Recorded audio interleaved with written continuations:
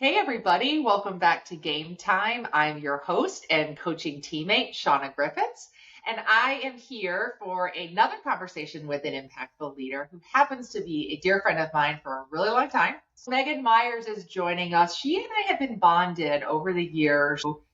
We're both University of Michigan grads. We both worked in the NBA family. We were in WISE, Women's Sports and Events, New York City. Now we're both back in Michigan. And I had to wear this shirt today. My everyone watches women's sports because we also share a love for women's sports. And you are doing amazing things, and I have wanted you on the show for so long. So thank you again so much for coming on, and for being the leadership athlete that you are, because that is another thing. So thank you, thank you. Thank you, Shauna. I mean, honestly, we do have a long history, both rooted in sports and, our education foundation, but we've both been interesting places as a result of that kind of launching pad. So I'm excited to talk about it. Oh, thank you so much. And I actually never even told you this, but I've always just really admired and been inspired by you, because I would always see you making these big moves and going to places making big impact. Again, the NBA, then you went on to Amex, now you're at Indeed, leading in a global capacity. And you always do it with such quiet confidence and grace. It's so awesome to see. So help root the audience in your career journey and what has got you to the point today where you have a huge focus on leading the AI transformation at Indeed. Yeah, it's interesting. About 10 years into my career, I got really good advice from someone that said, use the 60-40 rule, which is every time you take a new job, 60% you can do in your sleep, and 40% is either grabbing a new tool for your toolkit or strengthening a muscle that might be weak. And so I'll take you back a little bit. So, like any kid that was a big sports fan and wanted to start a career in sports, I started in ticket sales. It's a very common story, right? But I graduated. I actually started my job with the Detroit Pistons in Shaq before I graduated. It was 2007. I had a BlackBerry before all my friends, and I thought it was very cool. But from there, I went on to Madison Square Garden, where I worked for the Liberty. And, a red thread through my career also has been I've worked for leaders that gave me opportunities and believed in me, even maybe before I proved I could do it. And so our good friend, Amy Shear, believed in me and helped me grow there. I moved from ticket sales to partnerships. And I really like the brand storytelling side of things. So, how a brand will tell their story through brand partnerships, sponsorships, activations. And so I had the opportunity to actually go to the league, as you mentioned, and work on the WNBA, the D League, which I had the opportunity to rebrand to the G League when that sponsorship happened. What a storytelling opportunity. You literally rebrand a league with your name. And it was Gatorade. And also worked as the brand manager for the W, worked on a couple NBA campaigns, but again, had great leaders and mentors that believed in me, and Hillary Shev and Laurel Richie.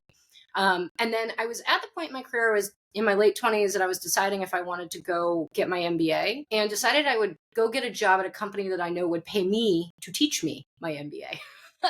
So I decided to go to American Express, that has a high level of rigor around analytics. And that was that 60-40 rule, right? That was the 40 that was missing from my toolkit as a marketer. I could make sexy campaigns, but I needed more rigor in measurement. So I went to American Express, and that's a really cool culture of movement there. So every 18 to 24 months, you're expected to change roles. And it creates really strong, well-rounded marketers and GMs, really. So when I left American Express, I was in a chief of staff role, which is not a place I ever thought I'd find myself. But what it did is there were two really important things to me in that role. One was I love fixing things. So operational processes, optimizing operational processes, and culture. I really believe as a leader that we are only good as our people and what we invest in our people. And American Express is a company that does a really great job investing in not just career growth, but mental health, well-being, all of that stuff. So I was not necessarily looking, to be honest. And a recruiter reached out to me about Indeed, and a strategy and operations role, which is where I sit now. And I took that 60-40 rule, and I looked at the opportunity, and it had a couple things that were opportunities for me to add to my toolkit. One was it's a truly global brand. We are active in over 20 global markets. The scope of the team that I'm on now is really broad. It's the full marketing ecosystem, from research and insights, in-house creative, brand management, brand strategy, brand media, social media, measurement. So there were a couple components of that scope that I hadn't really touched, specifically brand media. So I knew, all right, let me take the operational strengths that I have and apply it to a larger scope and then get to learn at the same time. So so that's where I found myself about 3.5 years ago. Again, red thread, a leader that gives me opportunity. Jennifer Warren is our global head of brand and creative. And about 18 months ago, she came to me and said, so there's this emerging thing called AI. And I think it's going to impact marketing. And would you like to be my partner on this? And I said, absolutely. So I did not see AI coming, as most people, I would say the common folk, did not see coming. But what the opportunity really was, the journey we've been on is something I've never experienced. And it's not just about adopting new technology. This isn't like when email came out, right? This is about one of the biggest shifts we're all going to see in our careers. AI is going to transform not just what we do and what tools we use, but fully transform how we work.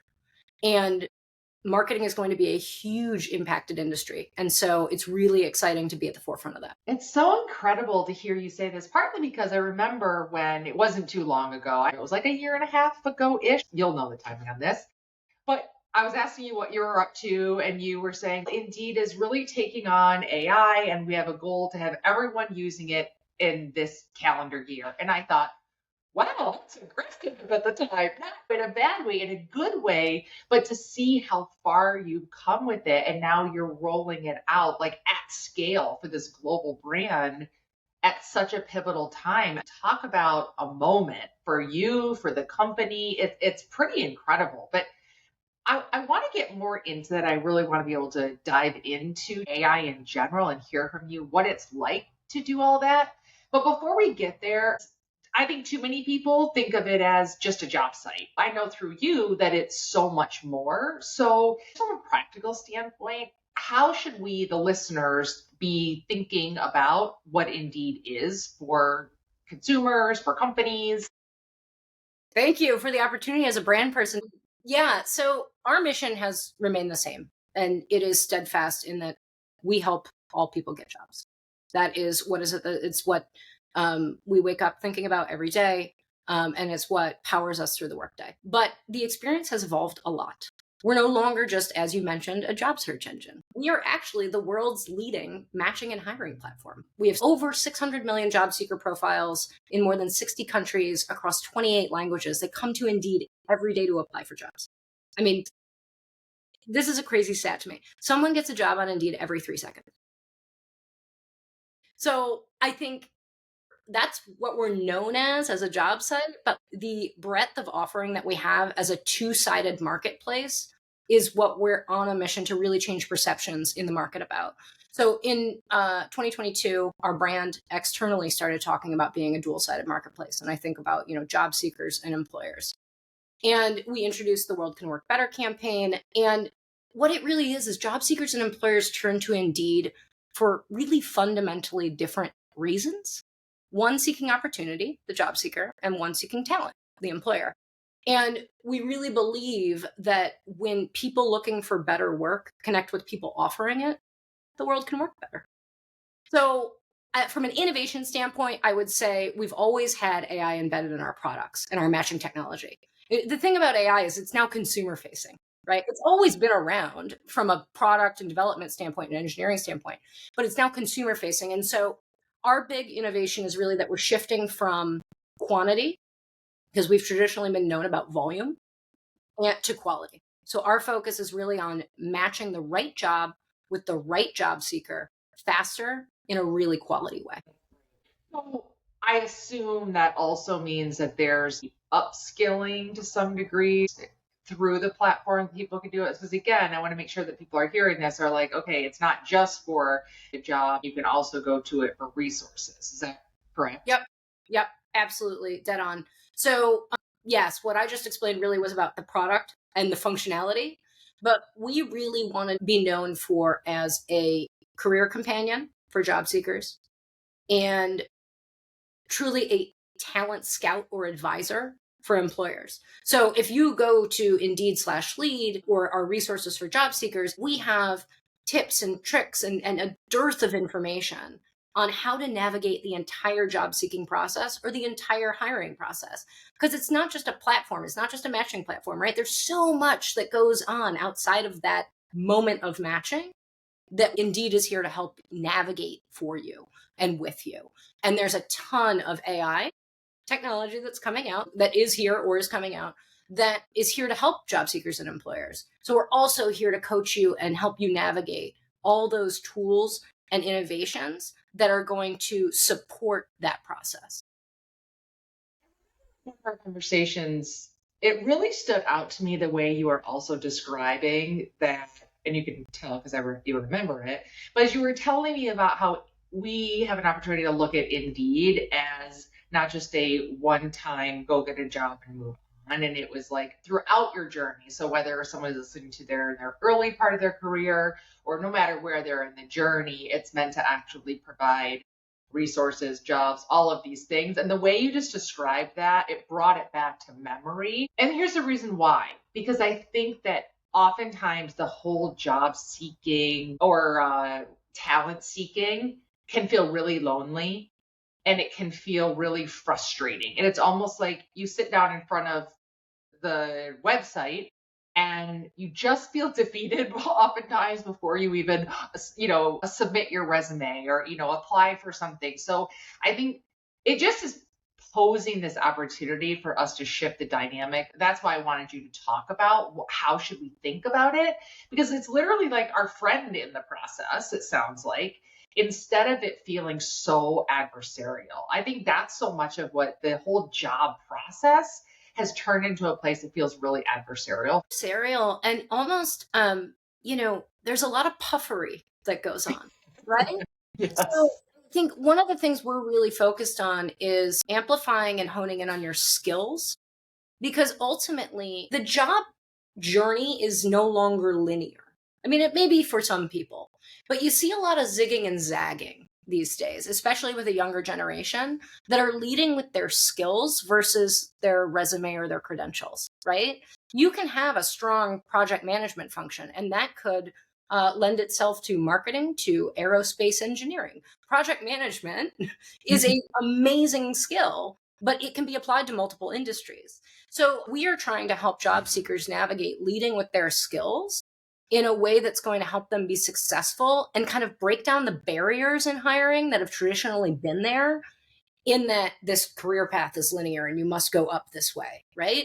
So some of our product, you can see on the Indeed profile that it doesn't necessarily look like a traditional CV or a resume. There's a huge section that we're focused on about adding your skills. And then that helps us, your Indeed profile is gold, right? Because we will be on the back end with our AI technology, pointing you to jobs and matching you to jobs that, based on the job description, match your skills. And so we're working in the background on your behalf with an Indeed profile. It's like an always on kind of career companion or career agent, so to speak. Speaking of agents. So agents are definitely going to play a major role in the future of Indeed and how our magic technology really delivers for job seekers and employers. And like, wow, of course that should be the way of the matching of the skills. But I think what happens so often is we're just like, well, I'm going to go for this job title, or I'm passionate about this, so I'm going to go for this company. Where if you really actually do think about it the way you described it, you're matching the skills, then it allows you to do kind of what you talked about you did in your journey, which was giving yourself an opportunity to have that 40% where you can figure out, well, what are the skills that you need to add? Because sometimes you're right, in that zigzag element, it's take a role, have an experience that actually helps you round out, which can be kind of a painful experience at times, but it's worth it because that's really the way that you can, propel yourself in new directions. But it's so nice to hear that there's a tool out there that's, again, being helpful in that process.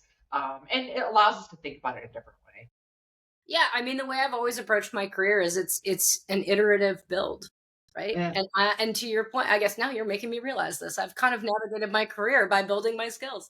But yeah, I mean, that is what we are hoping to provide to job seekers, and also on the employer side, give them really well-rounded candidates that are a really strong fit from a skills perspective for the role that they're trying to fill. So you have this role now where you're really helping to roll out AI at scale in a really big way at the company, but it sounds like you're saying it's been in the product for a really long time. The rollout is more in the day-to-day work and in the consumer facing experience. Is that right? Yep, absolutely. Like I said, AI has been in our product for years, but once it became consumer facing, we saw an opportunity to bring that same power inside the business. And I have the privilege of leading it, just to clarify, within marketing. I am not leading it for the company. I have great partners that do that. But we have 450 marketers that we know from our own hiring lab data. So hiring lab is, we have an economy or economist um, uh, arm within the marketing organization. And we know from our own hiring lab data that sales and marketing is going to be highly impacted. 75% of the skills within the marketing function can be done or contributed to by AI. Think about that, right? 75% of what I do can be done or contributed by AI. And so that really underscores the importance for marketers about adopting AI in their daily workflows to future proof themselves in their careers. So, yeah, to answer your question, I lead it within marketing, and we know how critical it is because it's rooted in data. And what we feel as leaders is crucial is to make sure our marketers are aware, educated, and adopting. And I'm happy to dive into those three pillars, but that's where we laid it out because that's the journey. And it's not just here's a new technology, use it. It's flipping the script on how are you going to do what you already do, because the human's always at the center. And I really want to underscore that. We do not believe that AI is going to replace jobs. We believe that someone that maybe knows, and this is a quote from our chief economist, someone that knows AI might, you know.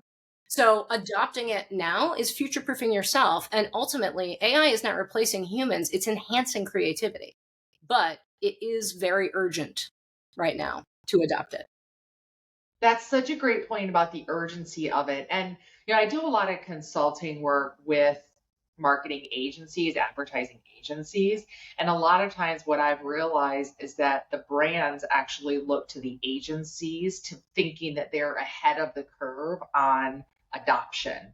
And that sometimes is the case and sometimes isn't the case. But I think even for yourselves, it sounds like what you're saying is that you understand that. So you're saying like the company is leading in that way so that other people can truly look to you as the early lead in that and learn from you. Absolutely. Within the marketing sphere, we want to be a brand that leads with AI.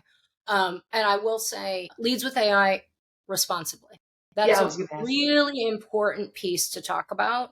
So we have had responsible AI principles in our product for a long time now. That's not new. But one of the things, and I do think we were one of the first brands to do it, is we actually publicly released responsible AI and marketing principles, because we know that this is an important topic for humans in general, but marketers. And I want to adopt this technology, but I have concerns about trust and safety. And in launching those principles, we knew that AI responsibility was a challenge, but we wanted to equip marketers with principles and a framework that would help them leverage AI in a way that feels safe and trusted. Because the most paramount piece of all of this is that every single AI assisted campaign or piece of marketing will never go out the door without human review. The human is always at the center, right? AI can generate, humans can reason. And that's a really important difference. So we are making sure that we are leveraging AI to be faster and more efficient, but we are making sure that we're doing it in a responsible fashion because it's a core principle of our company and how we deliver to our customers. Yeah, I do want you to get into those three pillars that you mentioned. And the reason why I'm stopping on it right now when you're talking about the safety areas, because I think there's an element of people are aware of AI in general. A lot of people, they're aware of good ways to use it, that kind of thing. I think sometimes when people use it and they don't use it responsibly, I think there's a lack of awareness of like, how does this thing actually really operate? And not even knowing what it means to use it irresponsibly in a way. They're just using it. A lot of times we've all learned that way. Listen, you talked about when social media came out. Shit, I launched social media places. I launched email at places. So, but at the time, there wasn't that much of a focus or conversation around all of the responsibility in it and everything. You just were out there playing around with new stuff, right? But I think at this day and age, we're rolling these things out. There is such an increased interest and need for it to be done responsibly, but we have to make it more known. What does that mean? What does it mean to not use it responsibly? Because I think a lot of stuff happens when people, it's just out of lack of awareness. Well, I mean, I think AI fails are just as important to highlight, right? Yeah. I mean, we held a training yesterday actually for all our marketers, and we do these quarterly. So actually, it's more frequent than quarterly. We bring in a thought leader once a quarter from outside the company to talk about AI, and that is normally mapped to what we're hearing. We do a lot of surveys. We do a lot of pulse testing. We do a lot of feedback loops because the other thing about AI and technology adoption in general is you have to meet people where they are. Not everybody's going to be at this point in the journey, right? So we do a lot of feedback loops, and we make sure that the trainings and the education that we are bringing to our marketers are meeting people where they are. So my point about AI fails is we had a training yesterday, and we had them go through a couple exercises. It was all about prompt engineering and crafting good prompts, because old adage, garbage in, garbage out. It's the same with garbage prompts, garbage results, right? And so there was an image generation exercise, and they said, make an image of this breakout room you're in. And it had breakout spelled wrong. It had people with 5 fingers, like, right? So I think highlighting those AI fails is important because it reminds people of the human element that must be involved. You can get lazy with AI. You can get Exactly with AI. You can say, oh, prompt it, write me an executive leadership recap of this deck, and it spits it out, and you send it off. Woo, that's risky. You better be putting your human touch on it, right? So I think that is one of the cautions that I have around AI, is ensure you do not get lazy or sloppy with it, because there is bias in these models. There's bias in the models. There are just major robot watchouts that humans need to keep in check. I received a proposal from a company. And it was so obvious to me that they had literally copy pasted from a chat GPT of sorts. And halfway through it, and I didn't even finish. And I was so annoyed by it. And it's one, it can be a teaching moment. It's my decision how I want to handle that exact situation. But if you're going to be that lazy when you're trying to actually sell me something, this is not going to cut it. So to your point, let's talk about those fails. Let's show people this is an example of, it might seem obvious that you wouldn't do that, but it is the fast, easy thing to do. And a lot of times to crunch time, to be able to do more in a day, we look for those, and it's just not acceptable. 1,000%. And the example you just gave is what is so scary about AI. If it's used irresponsibly, is it erodes trust. Yes. As a brand, or as human beings that have relationships with each other, there's nothing more paramount than trust. And so it is a powerful tool, but you have to be watching out for the risk, because if you erode trust, you lose friendships and you lose brand loyalty. Exactly. Because your personal brand, right, it exists too, whatever company you're working for. It's to your point, like, it takes a long time to build trust, but you can ruin it like that. Yep. Yeah, absolutely. Okay, so you said there's 450 marketers, 450, something like that. So practically, what does it look like to roll out a huge AI initiative like this? Like, because we're going to have people who are listening to this who need to do that, have been asked to do that, and don't even know where to start. So just give us an idea of what that actually practically means. Yeah, so I'm going to go back to those 3 pillars of awareness, education, and adoption, because we spent a long time thinking about this strategy. And the awareness piece is broad. So I'm going to use broad and deep. That's where we're going with this. So awareness is about everyone in marketing being aware of industry trends. What are the innovations in our space? What are other brands doing? And keeping them just the drumbeat of AI. We have now ingrained AI into our culture, but we need to also educate them on how and when to use AI responsibly. And we need to drive tool adoption in the most business critical functions of marketing. So the way I say deep and wide is awareness and is education, and deep is tooling or adoption.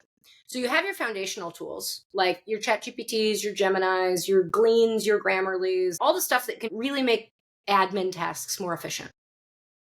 And then you have, in the function of marketing, some real opportunities to drive efficiency and productivity that are deep. And I see 2 main areas where those are already being realized. One is creative and content. The creative and content generation tools that are out there are incredible. You used to have a designer working on a banner ad for X number of hours or days, reviews, approvals. Now we traffic it. Now it goes out. Like, this can take weeks. And with some of the tools out there, you can generate 50, 100, 1,000 variations of an image with a different headline, with a different CTA. You can have reviews done, and those generations can take minutes, right? Obviously, the human needs to make sure that they're correct, but those can take minutes. We can have reviews in days, not weeks, and we can publish to different external platforms with a click of a button. So it is unbelievable from a creative and content gen. And we're seeing amazing tools being released every week. VO3 from Google that just came out and made a huge buzz last week. I mean, those are like movie studio feature quality films that are made from a prompt in a matter of hours.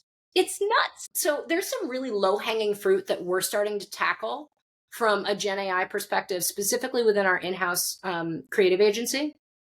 And again, this isn't about replacing creatives. And I know there's a lot of fear and apprehension there, but it's about enabling them to enhance their creativity and not focus on the resizing of a banner ad, because that's done for you by Gen AI.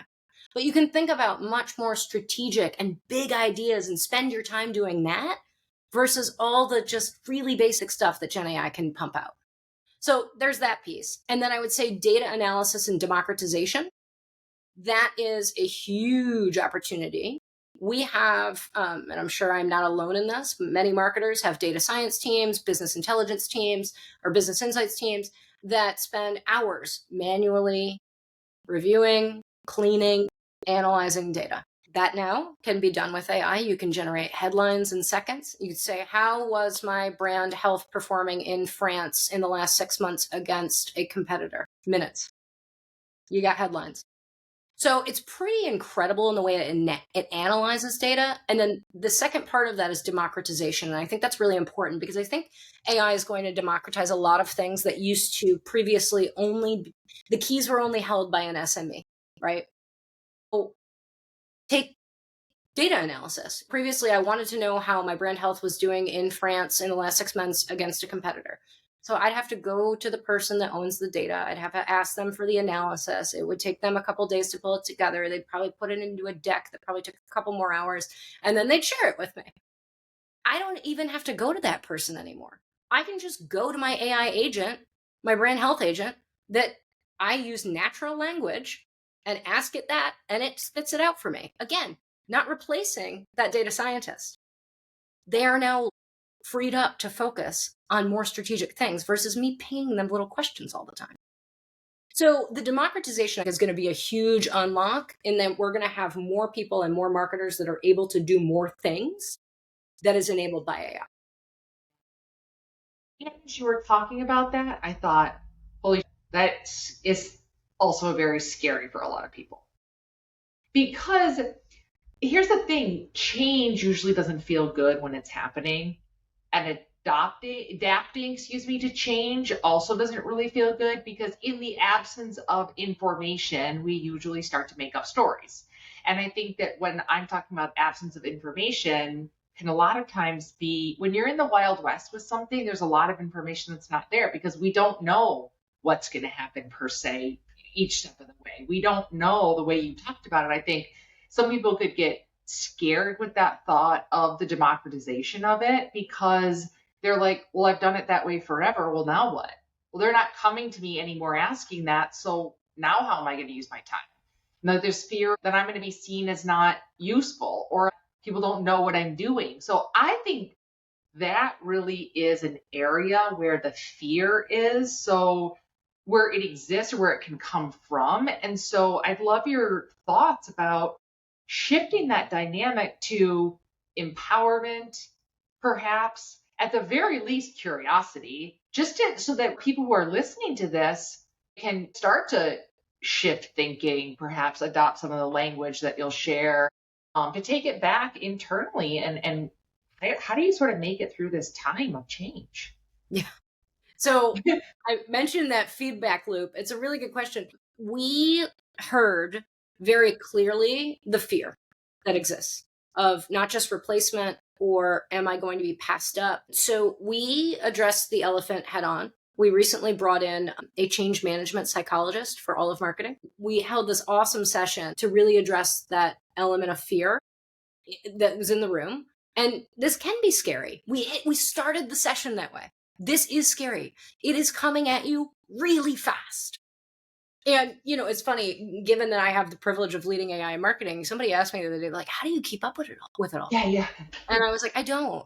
I do my best. I mean, right? I'm a radical transparency person, right? So I'm like, I'm not going to fake it and act like I've got it all under control. No, the information and the innovation is happening at such a rapid pace. It's impossible to keep up with it all. But what you do need to do is keep up with what is relevant to your job and what is going to help you move forward and ride this wave, right? Because it's coming, it's here.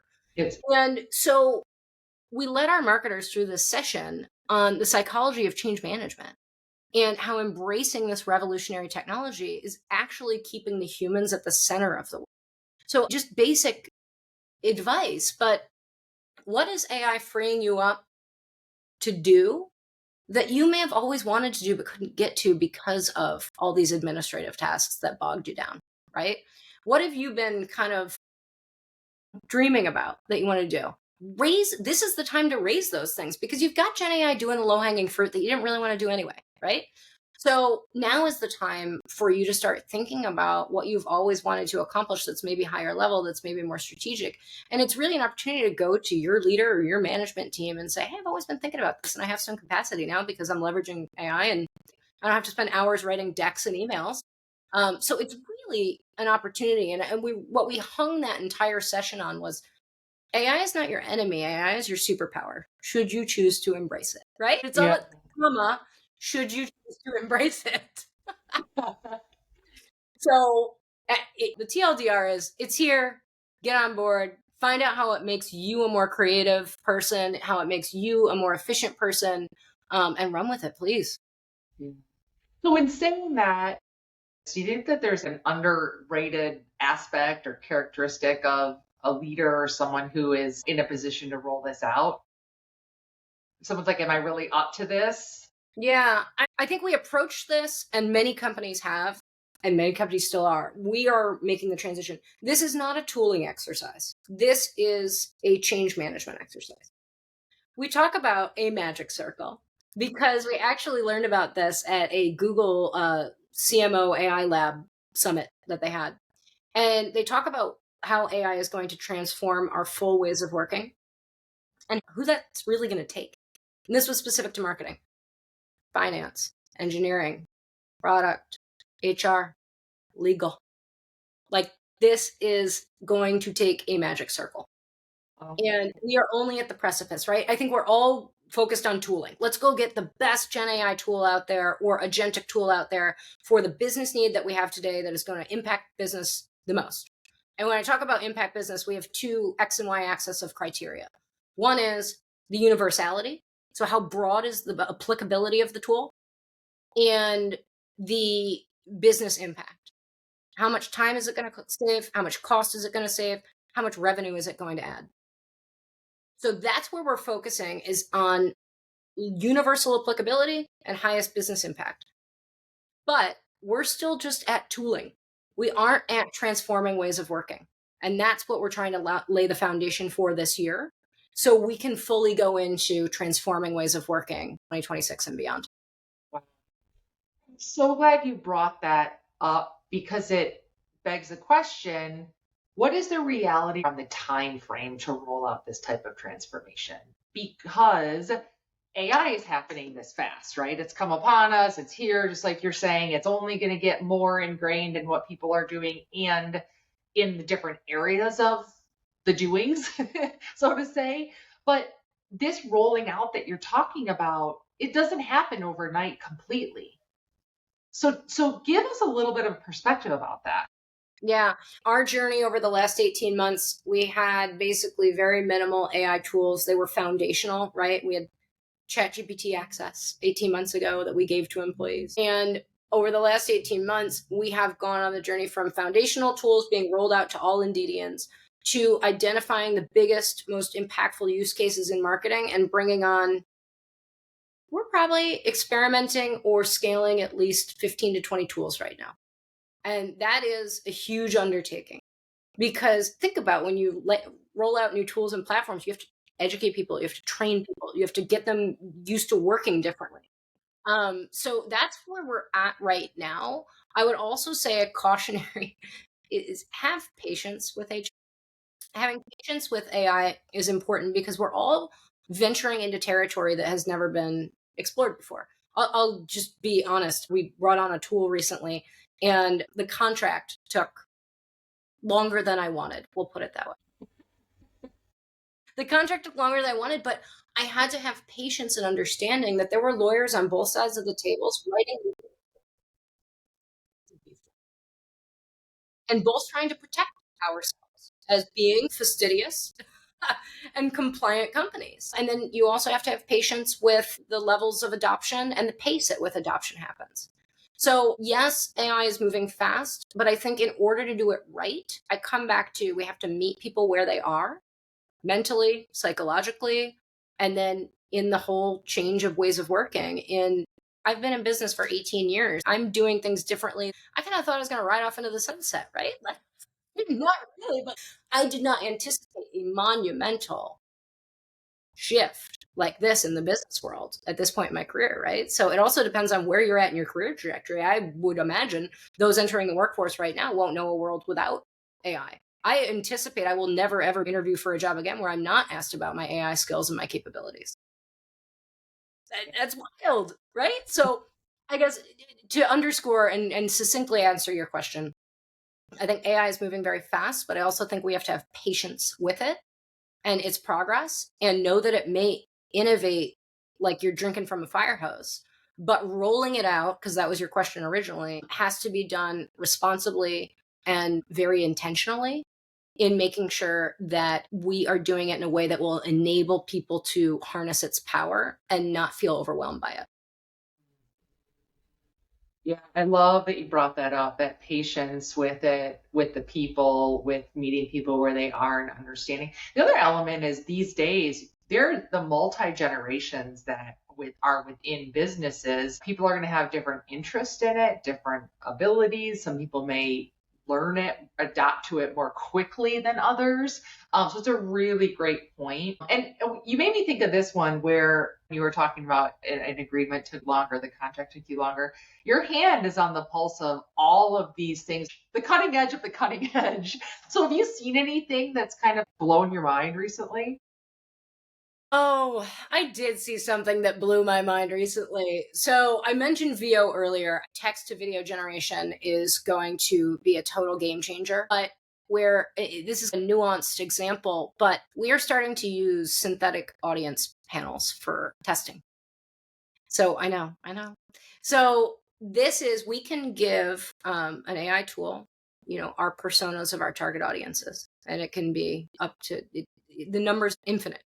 that we can give it. And they will create AI generated simulations of real audiences and groups that are used for us to test creative content, messaging before we go to market, right?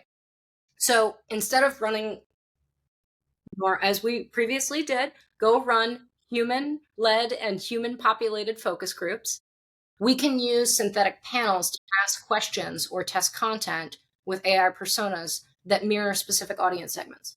So they're designed to reflect, we can craft it however we want. They're designed to reflect demographics, psychographics, purchase behavior, and more. There's so much we can do with tweaking it. And then, I mean, we get feedback on things in days, not weeks. We can test dozens of ideas across personas at once. We can refine our messaging, obviously, based on this, and it's all in real time. And there's no PII involved. It's an AI synthetic audience. There's not personal identities involved in it. So it allows us to test in a way that is rigorous and fast and at a lower cost and a much faster pace. So that is something that, I mean, listen, I am also in my personal life like, oh gosh, are the robots coming for us? It's the truth, right? I mean, we all have that. I mean, we're talking about fear in adoption and work. I think there's a bigger conversation to be had that I am not at liberty to talk about as an Indeedian, about how we feel personally about what is the fear of not just replacement, but, humanity, right? There are really big questions on the table right now. And so I think that has really blown my mind from a cost speed perspective and just efficacy. We found that we did A/B test synthetic audience panels versus fully traditionally led. And we found the results to be significantly accurate. I'll put it that way. I was thinking the word came to my mind was shockingly accurate, but probably a bit of both. But it's probably a good place at this point in our conversation as we start to wrap this up that you said that, because even as you said that, my mind started meeting it with a bit of fear and a bit of, oh, what can that do? But then that's where I said earlier about, can it be empowerment or at the very least curiosity? So I'm saying that because if there's people in the audience who are hearing this, it's like, okay, if that was my first response, what is that going to mean? Then my brain went to like, okay, well, let's get curious about the upsides of those things. And if that frees you up from, a ton of time spent in that, could that also free you up from some needless expenses or reduce expenses in one place? So you can put that in another area of, the campaign. I don't know if that's the right thing, but that's what I go to, is shift into a thought, into the world of possibility and curiosity. Because as much as we want to say no to it or push it away or whatever, it's not going. It's like you're literally trying to hold off a dam, not happening. Yeah, this isn't a fad. It's happening. And I love that you went there in your mind, because that's part of this, is remembering at the forefront that we have to shift our mindset. This isn't about something that's happening to us. It's about something we get to embrace and do. And it helps us do things both personally and professionally in a more efficient manner. It takes the mundane out of it. Leave that to your agent. Leave that to your personal. How many times have we said in our personal lives, I wish I had an assistant? I mean, I don't have a nanny, but some people probably do. But have we said, I wish I had an assistant for my personal life, right? You do now.